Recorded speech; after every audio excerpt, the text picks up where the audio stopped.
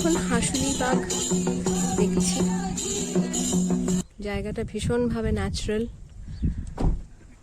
কোনো modern সিভিলাইজেশনের interference এখানে দেখা যায় না, which is the best part.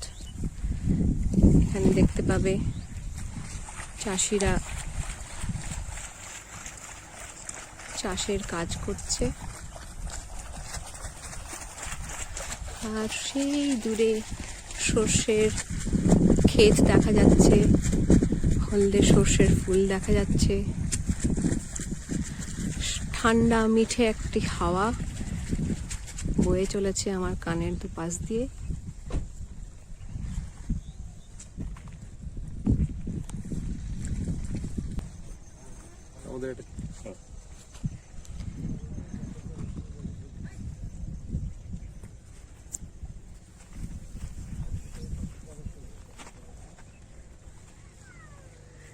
এখান দিয়ে হাঁটলে মনে হয় আলের ওপর দিয়ে হেঁটে চলেছি।